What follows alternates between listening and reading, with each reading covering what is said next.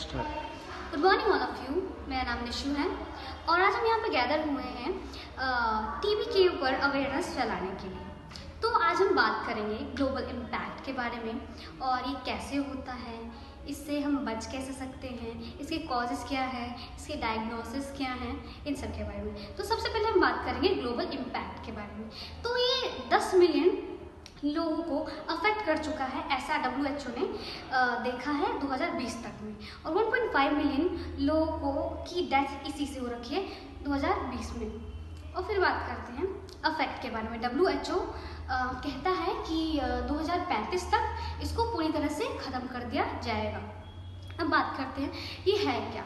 तो टीबी, जिसका पूरा नाम ट्यूबरक्लोसिस है, जो कि एक बैक्टीरियल इन्फेक्शन है, वो माइकोबैक्टीरियम ट्यूबरक्लोसिस से होता है और ये प्राइमरीली हमारे लंग्स को अफेक्ट करता है और हमारी किडनी, स्प्लीन और ब्रेन को भी अफेक्ट करता है। तो अब हम बात करते हैं टीबी होता क्या है। तो टीबी का पूरा नाम माइकोबैक्टीरियम ट्यूबरक्लोसिस होता है, ठीक है। और ये एक बैक्टीरियल इन्फेक्शन है जो कि एक बैक्टीरिया से होता है जिसका नाम माइकोबैक्टीरियम ट्यूबरक्लोसिस है और ये मेनली लंग्स को अफेक्ट करता है। पर लंग्स के अलावा ये हमारे ब्रेन को, हमारे स्पाइन को और इवन किडनी को भी अफेक्ट करता है।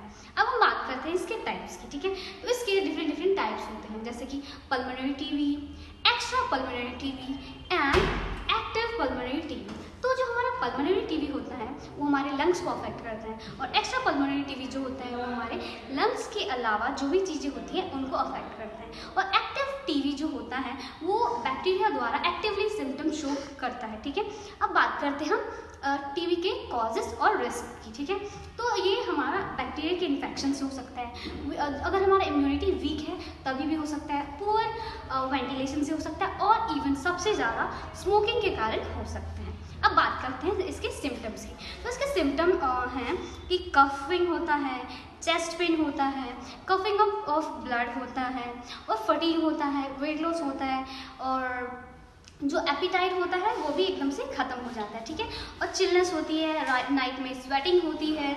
तो अब बात करते हैं इसके ट्रीटमेंट की। तो इसका जो ट्रीटमेंट होता है उसमें हम एंटीबायोटिक्स यूज़ करते हैं और इसका जो मतलब ट्रीटमेंट का पीरियड है वो 6 to 9 मंथ होता है, ठीक है। और इसके में हम DOTS की भी ट्रीटमेंट हम ले सकते हैं। अब बात करते हैं इसके प्रिवेंशन की। तो इसका प्रिवेंशन हम वैक्सीन लेकर कर सकते हैं, जैसे कि BCG का वैक्सीन, ठीक है। और स्मोकिंग ना करके अच्छा हेल्दी लाइफस्टाइल जीकर और मतलब कांटेक्ट को मतलब ज़्यादा क्लोज कांटेक्ट ना करके जो भी कंटेमिनेटेड है इन सब चीज़ों से, उससे भी बचकर हम इसको प्रिवेंट कर सकते हैं। Thank you.